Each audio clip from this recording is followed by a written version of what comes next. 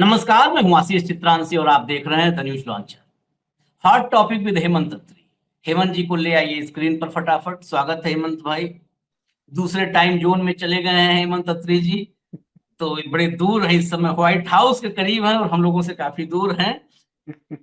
तो वहां के हमने इसलिए कहा कि टाइम जोन बदल दिया है इन्होंने, लेकिन कार्यक्रम वही है, हॉट टॉपिक। और आज खबरों की किल्लत के बीच एक खबर है और वो खबर समझनी जरूरी है।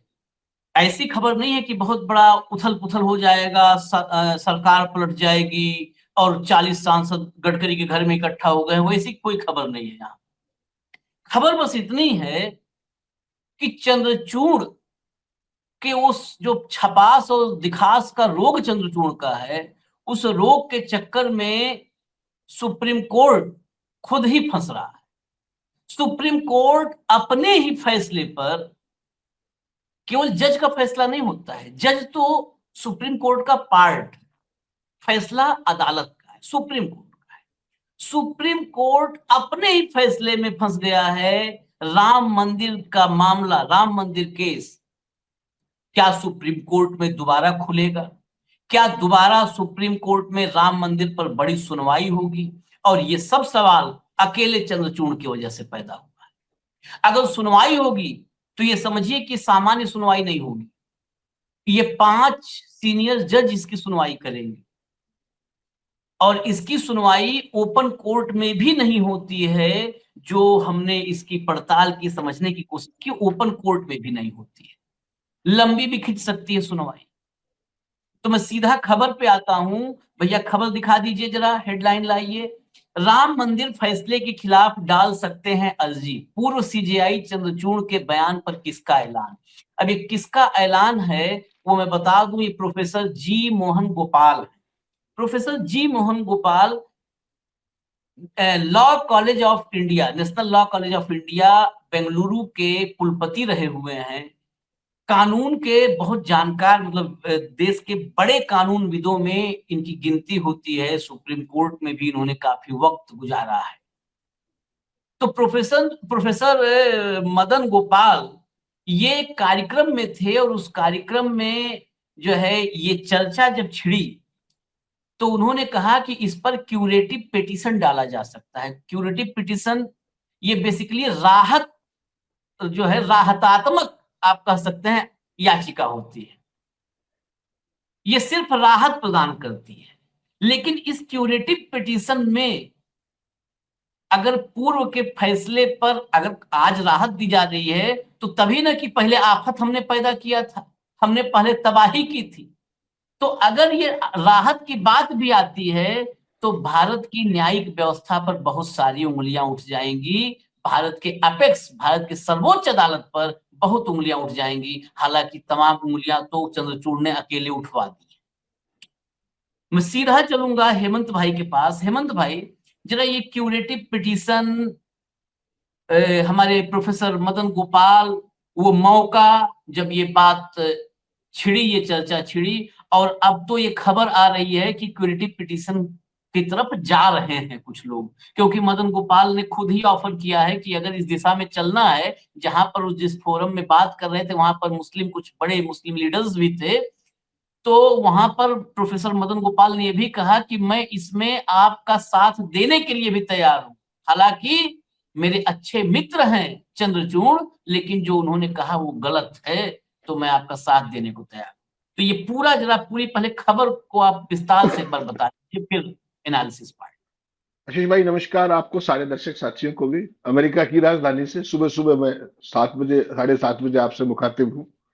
और जो ये परिस्थितियां हैं आशीष भाई, जो जस्टिस चंद्रचूड़ का आपने जिक्र किया, ये एक बिना मतलब की एक ऐसी कवायद है जिसमें वो केवल और केवल सुर्खियां बटोरने की फिराक में और एक पर्टिकुलर विचारधारा के अपने आप को करीब दिखाने के लिए वो जो जुडिशरी के जो एक सेल्फ इम्पोज्ड एथिक्स होती है ना, मर्यादाएं जो होती है, नैतिकताएं जो होती हैं, उसको उन्होंने बहुत पीछे छोड़ दिया है। देखिए, ये फैसला आया था 2019 के अंदर, आपको पता है। और उसके बाद एक तरीके से देश में सर्व स्वीकार्य होकर के राम मंदिर भी बन गया, बाकी चीजें भी होगी। ऐसे में जो चंद्रचूड़ की खुद की अपनी इंटरनल मानसिक फॉल्ट लाइन्स हैं, उनको एक्सपोज करके वो देश का जो सौहार्द है, सांप्रदायिक सौहार्द, देखिए देश ने फैसले की मेरिट्स में जाए बिना सारे देश ने उस फैसले को स्वीकार कर लिया था। क्यों? क्योंकि भारत एक शांति प्रिय देश है और सब मिलजुल कर रहना चाहते हैं। ये तो कुछ राजनेता और कुछ विचारधारा ये सब मिलकर बीच बीच में करते रहते हैं। सारा मामला ठीक हो गया, मंदिर बन गया, सब चीजें हो गई, चंद्रचूड़ भी जाए, फोटो खिंचवाए, सारे काम हो गए, बहुत पहले खिंचवाए थे। अब उनको ये सब करने की जरूरत क्यों पड़ी? क्योंकि उनको छपास और दिखास उसके शौक, गंभीर शौक से पीड़ित हैं। और उस गंभीर शौक से जो उनका पुराना योगदान था, चाहे माननीय प्रधानमंत्री जी के साथ अपने घर में गणेश पूजा करनी हो, गणेश पूजा तो उसके बाद और भी कहीं हुई होंगी, लेकिन प्रधानमंत्री और कहीं तो नहीं गए, इन्हीं के घर गए थे। अभी जो हुई उसमें भी नहीं गए, नहीं तो जा सकते थे।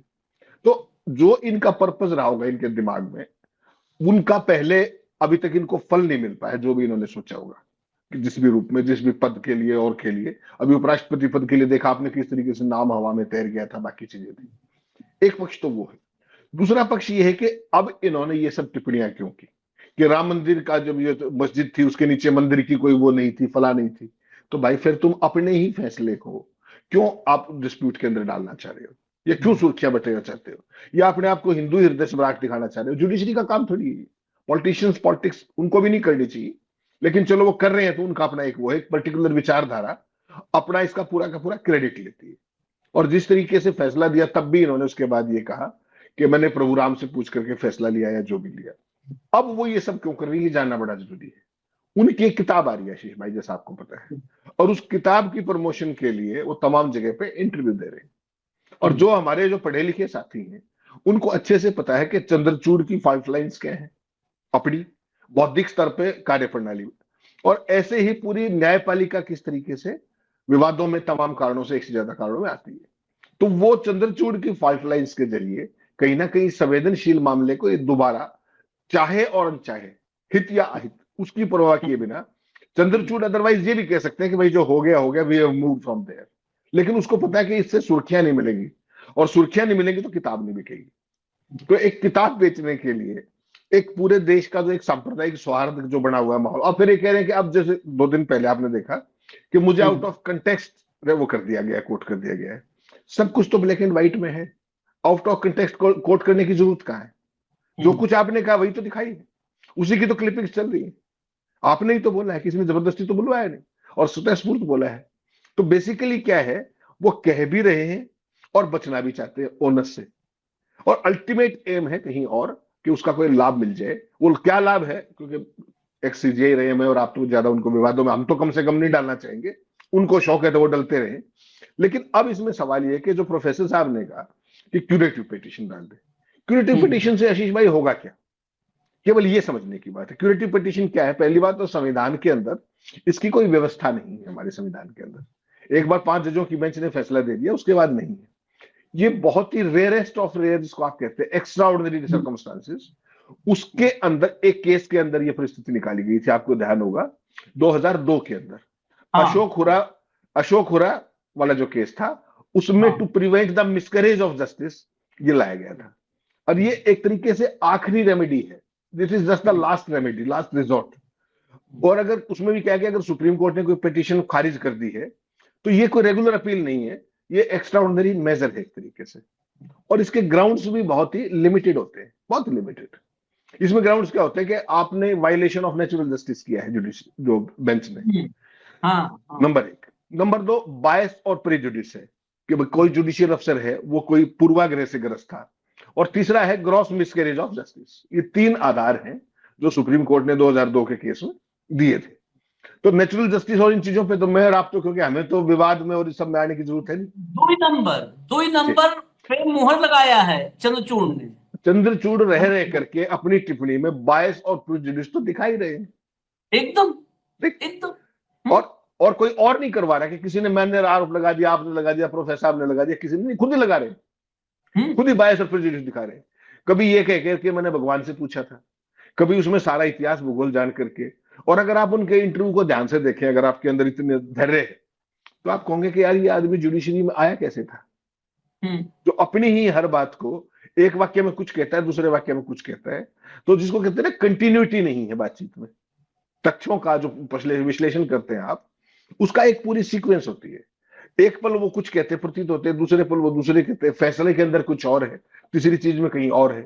तो कहीं ना कहीं एक पर्टिकुलर सेगमेंट को एड्रेस करने की, किसी को अपीज करने के लिए वो सारी चीजें कह रहे हैं। और इसमें और कुछ होगा नहीं होगा आशीष भाई, इसमें मान लीजिए आप चले भी गए, क्यूरेटिव में चले भी गए, सुप्रीम कोर्ट क्या कर लेगा इसके अंदर? राम मंदिर बन चुका है, सारी बात ठीक है। अब अपने जो पुराने 5 सीनियर साथियों के फैसले का क्या करेगा इस तरह के सेंसिटिव मामले के अंदर? ज्यादा से, और वो बंद कमरे में, जैसे आपने बताया, चैम्बर में बंद में होना है, एक सीनियर एडवोकेट को मेंशन करना है, क्या ही करेंगे आप? तो एक तरीके से मुझे तो ये लगता है कि जस्टिस चंद्रचूड़ को केवल एक ही लाइन की जा सकती है कि महोदय आप कृपया इस मामले में अपना शांत रहे तो ज्यादा बेहतर है। इसके, और वो भी एक एडवाइजरी रोल में, कोई किसी को चुप तो कर नहीं सकता यार।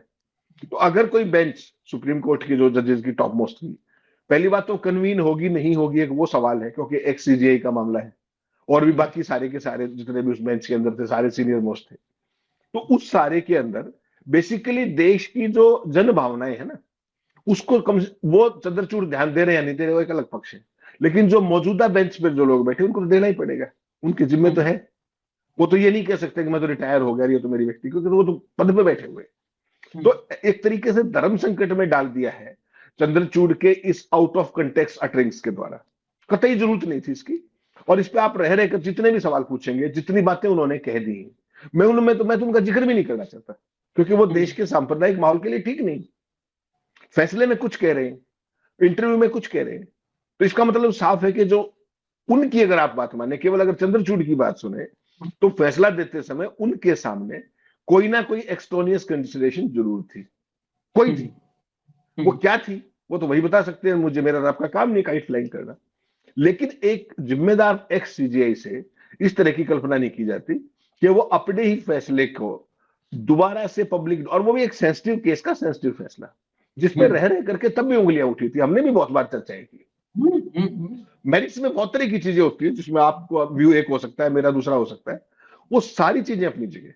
उसके बावजूद भी इस नाहक विवाद को कौन हवा दे रहा है? Nobody else then mister Chandrachud only. और इसको क्यूरेटिव में भी ले जाएंगे तो मैंने जैसे आपको कहा कि इसमें कुछ निकलना बहुत नहीं है, और वो एडवाइजरी भी देगी बेंच, इस पे भी मुझे गंभीर शक है, क्योंकि सारे के सारे सीनियर है। तो बेसिकली एक ही चीज कह सकते हैं आप इससे कि चंद्रचूड़ चाहें तो अभी भी इस चीजों से अपने आप को रिफ्रेन कर सकते हैं, क्योंकि उनको किताब बेचने के लिए हो सकता है कुछ और इंटरव्यू लाइन अप हो, यू नेवर नो, आप और मुझे कैसे पता होगा।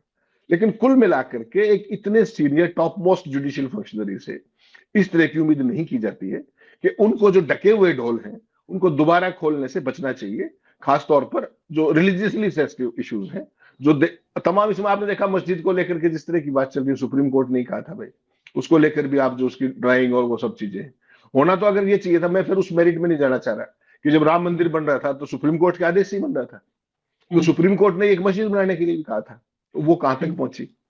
लेकिन वो तो उससे वोट नहीं मिलेगा। तो उन चीजों में मैं और आप कम से कम एक जिम्मेदार नागरिक के नाते हम नहीं जाएंगे। लेकिन कुल मिलाकर के मेरा तो व्यक्तिगत तौर पर मानना है कि हम चले जाते हैं थोड़ा अयोध्या टहल आते हैं। मैं मस्जिद की बता दूं, हमने कार्यक्रम भी किया मस्जिद पर, एक बड़ा खुलासा हुआ, एक आरटीआई के हवाले से खबर आई कि 2021 में पैसा जमा 4 लाख रुपए से ज्यादा जमा कर दिया था कमेटी ने, और उसका जो लेआउट था उसको खारिज कर दिया, अयोध्या डेवलपमेंट अथॉरिटी ने खारिज कर दिया। जबकि जितने जगह से एनओसी लेनी थी सारे का पैसा जो शुल्क होता है वो सब जमा हो चुका है। 4 साल बाद वहां नींव भी नहीं डली है, और ऐसे जगह पे जमीन दी गई है जहां पर 12 मीटर का रास्ता भी नहीं है, 12 मीटर का भी रास्ता नहीं। ये फायर की एनओसी में बात खुली कि वहां 12 मीटर का कम से कम रास्ता होना चाहिए, कभी कुछ हो तो फायर की गाड़ी जा सके। तो ऐसी जगह जमीन दिया है ऐसा लाद करके। और तीसरी फिर बात और बताएं, अभी कल ही हमने खबर किया, जस्टिस नरसिम्हा सुप्रीम कोर्ट के ही जस्टिस हैं, उन्होंने बहुत जबरदस्त, उन्होंने भी ये खबर आज कंटिन्यूटी में क्यों और रेलेवेंट बन रही है। कल जस्टिस नरसिम्हा का स्टेटमेंट जिस पर हमने कार्यक्रम किया था, उसमें जस्टिस नरसिम्हा ने कहा कि न्यायाधीशों को, ये मुश्किल काम है लेकिन न्यायाधीशों को गायब रहना चाहिए, न्याय मतलब जज का, जस्टिस का गायब रहना जरूरी है। गायब रहना जरूरी किस बात पे? बहुत उनका डिटेल्ड है, आप डिटेल्ड में मतलब अभी आपकी एक टिप्पणी के बाद मैं डिटेल्ड बताना होगा, बता दूंगा कोट एंड कोट।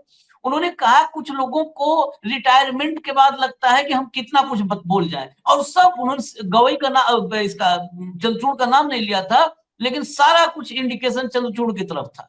हालांकि जो रिपोर्ट हमारे पत्रकार बंधु करते हैं उसमें उन्होंने चंद्रचूड़ के साथ जस्टिस ओक का भी नाम लिख दिया, ताकि मतलब बैलेंस बैलेंस आजकल हमारे यहाँ होता है ना, हर चीज में बैलेंस करो, बैलेंस करो। और जब मैं हमेशा कहता हूं, ये मतलब अनर्गल बातें हैं, डेमोक्रेसी और कॉन्स्टिट्यूशनल सिस्टम में जब हम चर्चा करते हैं तो बैलेंस्ड चर्चा नहीं होती है, वो चर्चा झुकी होती है डेमोक्रेसी और कॉन्स्टिट्यूशन की तरफ, बिल्कुल झुकी होती है। लोग कहते हैं जैसे आप निष्पक्ष नहीं हो, मैं कहता हूं कतई नहीं निष्पक्ष हूं, मैं भयंकर पक्षपाती हूं, और मेरा एक ही पक्ष है, वो डेमोक्रेसी और कॉन्स्टिट्यूशन।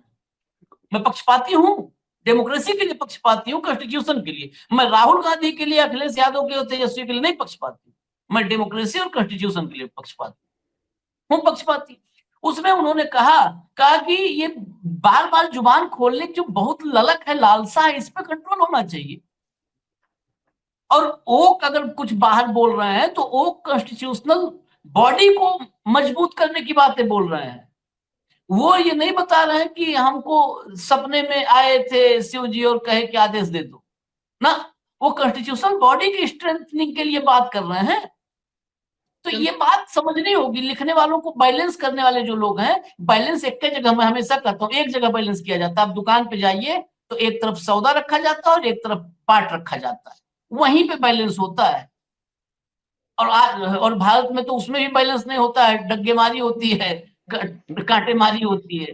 तो यहाँ जब हमारे ब्लड में है थोड़ा ऐसे हेर फेर का काम, तो हम लोग करते हैं, वहां पे भी देखिए कांटा मार देते हैं। खैर, सिक्योरिटी पिटीशन पर ही मैं एक सवाल और आता हूँ। सिक्योरिटी पिटीशन में कुछ नहीं हो सकता, लेकिन एक काम तो हो सकता है। एक काम जो सबसे जरूरी होता है किसी भी सोशल सिस्टम में, मैं इसमें सामाजिक व्यवस्था की बात कर रहा हूं, राजनैतिक और संवैधानिक नहीं, सामाजिक व्यवस्था में एक व्यक्ति या एक विचार ऐसा होता है जो जख्मों को कुरेदता है, उस पर नमक और मिर्च छिड़कता है और रगड़ता है। और एक वैचारिक जो है संकुल होता है, एक वैचारिक इकोसिस्टम होता है जो किसी के भी जख्म को तलाशता है कि हम मरहम लगा दें। वैसे लोग जैसे कहते हैं ना कि पशु प्रेमी, आप देखो पक्षी प्रेमी, तो वो ला के कबूतर के लिए दाना बिखेर जाते हैं, कटोरी में पानी रख जाते हैं कि पंछी पिएगा। तो वैसे भी एक व्यवस्था सिस्टम में होना चाहिए, अब तो बहुत कम हो गया, जो मरहम। मुझे लगता है ये क्यूरेटिव पिटीशन आपने कहा कुछ नहीं कर सकता, लेकिन क्यूरेटिव पिटीशन मरहम बहुत लगा सकता है वर्ग विशेष पर जिसके जख्मों को कुरेदा जा रहा है। अगर ये नैतिक बल हो, क्यूरेटिव पिटीशन के लिए जो बेंच बैठे उसमें नैतिक बल हो, तो मरहम तो लगाया जा सकता है। हेमंत भाई, आशीष जी, बहुत ही खराब बात होगी अगर कोई भी इंटरफेरेंस की जाए इस तरह के मामले के अंदर, चूंकि ये सांप्रदायिक तौर पर जो आप जो बात कह रहे हैं ना, वो हाई मॉरल ग्राउंड की बात कह रहे हैं कि वास्तव में मैंने अपने अंदर झांका, मुझे कोई कमी दिखाई दी और मैंने कहा कि यार आशीष भाई, मैंने गलती की थी, आप मत कर जाइए, आप मेरे से छोटे हो, लेकिन उसके लिए मेरे अंदर भी नैतिक बल चाहिए नंबर एक, और आपके अंदर वो स्वीकार्यता चाहिए। लेकिन मैं तो रिटायर होने के बावजूद भी नहीं मान रहा, घर जाने के बाद भी मुझे तो किताब बेचनी है। और मैं आशीष चित्रांशी से उम्मीद ये करूं कि वो वरिष्ठता का ध्यान रखें। तो आशीष चित्रांशी कब तक वरिष्ठता का ध्यान रखेंगे? कि वही नैतिक जिम्मेदारी जो मेरे ऊपर है वो उनके ऊपर भी तो है, वो भी तो उसी संविधान की शपथ लेकर के आए हैं। तो ये बेसिकली क्या है आशीष भाई, देखिए, with all due regards and responsibility at my command, मेरा तो केवल एक ही बात का कहना है, ये सब चीजें केवल का मूल जो एक है वो है चंद्रचूड़ के अंदर का महत्वाकांक्षाएं और बड़बोलापन। और मैं ये आपको, जब ये कार्यकाल जब उनका खत्म नहीं हुआ था ना, बाद में तो लोग कहते हैं कि अब हम ये लोग बोल रहे हैं। आपको ध्यान हो, मैंने और आपने बीसियों डिबेट की, और मैंने आपको हर बार क्या कहा, मैंने कहा भाई आशीष जी, फैसले जो मर्जी आए करो ना करो वो आपके सामने, फाइल मेरे आपके सामने नहीं है, लेकिन कोई भी अच्छा जज पद पर रहते हुए और न्याय प्रक्रिया के दौरान उसको विवादों से दूर रहना चाहिए नंबर एक, और सेल्फ ग्लोरिफिकेशन के बजाय संविधान सब महत्वपूर्ण है उसको देखना चाहिए।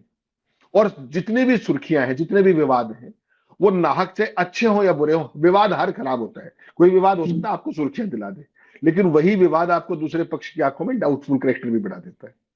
तो क्या चंद्रचूड़ इतने बड़े चीज यही रहे, सारी देश की समझ है, दुनिया बड़ी बड़ी बड़ी जगह पे पढ़े लिखे हैं, सारी बात है, क्या उनको जुडिशरी का मूल वाक्य नहीं पता कि सुर्खियों से, विवादों से दूर रहना चाहिए? एक, ये तो मैं और आप नहीं मान सकते, पता तो उनको जरूर से ज्यादा है, फिर वो क्यों कर रहे हैं? फिर ये है कि उनका कोई ना कोई अनहिडन कोई हिडन एजेंडा है जिसकी जो चीजें हैं वो अभी ड्यू है, और वो उसको पाने की, वो हो सकता है किताब बेचना ही हो, मैं और आप क्यों कहें फालतू, हो सकता है किताब बेचने की हो, कुछ और हो। भाई 65 साल की जुडिशरी के उसमें सारे में आपका काम नहीं चला, तो हो सकता है आपको अब सुर्खियों की जरूरत पड़ी हो। चाहते तो उस समय बहुत कुछ था करने को, पाथ ब्रेकिंग फैसले कर सकते थे, लेकिन उन्होंने तो गणेश पूजा को वो दिया प्रधानमंत्री के साथ, उसके बाद तमाम तरह की चीजें वो कर रहे हैं। मेरा ये मानना है कि जितनी जिम्मेदारी आपकी पद पे रहते हुए है, खासतौर पे सीजीआई और सुप्रीम कोर्ट जजेस, रिटायरमेंट के बाद उससे ज्यादा जिम्मेदारी है। क्यों? क्योंकि जब आप जुडिशरी के अंदर होते हैं तो आप के तक मीडिया की बहुत ज्यादा पहुंच नहीं होती, और आप विवादों से बचे रहते हैं किसी न किसी रूप में। जैसे ही आप रिटायर हुए और आप छपास और दिकास के शौकीन हैं, तो उसके बाद यू बिकम वल्नरेबल। और चूंकि आपको एक पर्टिकुलर विचारधारा के प्रति अपने आप को कमिट दिखाने की ललक पड़ गई है, तो उसमें आप कुछ भी ऐसा बोल देते हैं जो देश के ओवरऑल एटमॉस्फेयर के लिए अच्छा नहीं है। तो मेरा तो व्यक्तिगत तौर पे यही मानना है कि Chandrachud should desist from doing such things. उनको देश के लार्जर इंटरेस्ट में, सौहार्द, सामाजिक सौहार्द के उसमें जो चीज आई गई, राम मंदिर बन गया, ठीक है, जो चीजें हैं देश ने आमतौर पर ब्रॉडली स्वीकार कर लिया, उसको कुरेदने का मतलब ये है कि आप किसी और एजेंडा पे काम कर रहे हैं अपेरेंटली, जो मुझे दिख रहा है, और वो देश के लिए अच्छा नहीं होगा इस संवेदनशील समय के अंदर। और मैं तो यही चाहूंगा कि अब भी, जैसे वो कह रहे हैं कि मुझे आउट ऑफ कंटेक्स्ट कोट कर दिया, नो, आप अपना इंटरव्यू खुद देख लीजिए, आपको पता लग जाएगा आप खुद को आउट ऑफ कंटेक्स्ट कोट कर रहे हैं। तो ये अनफॉर्चुनेट सिचुएशन है, और मैं तो देशवासियों से भी कहूंगा कि आप let us move on from here. Ram मंदिर का फैसला आ गया, राम मंदिर बन गया, ठीक है, इसी जो जिस तहजीब के तहत हमने उसको स्वीकार किया, बिना उसमें विवादों में जाए, उसके ऊपर कोई और वो किए, उसी तरीके से चंद्रचूड़ भी अपनी जिम्मेदारी समझे, और देशवासी तो समझ ही रहे हैं, उनको तो नाहक प्रवोक करने की कोशिश की जा रही है, जो दुर्भाग्यपूर्ण है। मेरा तो ऐसा मानना है। चलिए, आपने कहा कि हो सकता है कुछ कुछ महत्वाकांक्षा हो, किताब ही बेचना चाहते हो, लगने की बात है तो मन में सबके अलग अलग लग सकता है। मेरे मन में तो कई बार लगता है कि वो अशोक सिंघल के बाद कोई ढंग का मिला नहीं, तो हो सकता है अशोक सिंघल वाली कुर्सी पे नजर हो कि वो भाई बता रहे हैं ना कि गलती कहाँ से हुई थी, उतने पीछे जा करके जो इतिहास व्हाट्सएप यूनिवर्सिटी और आईटी सेल वाले पढ़ाते हैं, वो बताइए, देश का सीजीआई भी अगर उसी नक्शे कदम पे चल रहा है, वही रास्ता फॉलो कर रहा है, तो दुर्भाग्यपूर्ण है। मैं जस्टिस नरसिम्हा को कहा था, तो मैं कोट अनकोट एक बार बता दूं, कार्यक्रम फिर खत्म करेंगे। जस्टिस नरसिम्हा ने कहा, स्टेटमेंट उनका है, ऐसा लगता है कि सोशल मीडिया और ज्यादा बोलने की जरूरत के कारण हम बोलने में संयम बरतने से दूर होते जा रहे हैं। आज हर शब्द खबरों में आ जाता है और मौजूदा जज इससे प्रभावित होते हैं। इससे भी बुरी बात यह है कि सेवानिवृत्ति के बाद जज सोचते हैं कि अब समय आ गया है कि मुझे बोलना चाहिए, मानो यह कोई पूर्णकालिक बातचीत हो। मुझे लगता है कि व्यवस्था को इस तरह से काम नहीं करना चाहिए। मेरा मानना है कि न्याय सुनिश्चित करने के लिए जजों का गायब रहना जरूरी है। न्यायाधीशों को सार्वजनिक तौर पर दिखाई नहीं देना चाहिए। न्यायाधीश का इस प्रक्रिया में मौजूद रहने का कोई काम नहीं है, सिवाय इसके कि वह फैसला करे। मतलब इसके अलावा, फैसला करने के अलावा उसका और कोई काम नाम नहीं है कि जा वो करो। एक व्यक्ति के रूप में उसका व्यक्तित्व, यह सब गैर जरूरी है। न्यायाधीश फैसले लेने के अलावा और कुछ नहीं करता और वह गायब हो जाता है। ये उसमें उन्होंने जस्टिस चंदुरकर की तारीफ भी की। उन्होंने कहा कि जस्टिस चंदुरकर वो एक ऐसे जज हैं जो गायब हो गए हैं, लेकिन सिर्फ उनके फैसले बोलते हैं, और वो बहुत कुछ बोलते हैं। फैसले होना भी चाहिए, फैसले ही बोले, फैसले ही बोले। काम क्या है? फैसला ही करना है ना, तो फैसला बोले। कहते हैं खिलाड़ी को ना कि मुंह से हम नहीं बोलते, हम बैट से बोलते हैं, जवाब देते हैं। स्पोर्ट्समैन क्रिकेटर है तो कहता है बैट से जवाब देते हैं, तो जस्टिस है तो जजमेंट से जवाब देगा। वो मुंह से दिन भर ज्ञान फेंक रहा है। खैर चलिए, देश उसी वजह से, ये देश को, जिन लोगों को देश के जख्मों को मरहम लगाना चाहिए, वही लोग जख्मी करने में लगे हुए हैं। पता ही नहीं चलता है कि कौन सिद्धार्थ है और कौन शिकारी है। मतलब हाँ, तो चलिए इजाजत दीजिए। खैर, धन्यवाद हेमंत भाई, बहुत बहुत धन्यवाद। कोई विशेष खबर और होगी बड़ी तो हम लेकर के आएंगे। नमस्कार।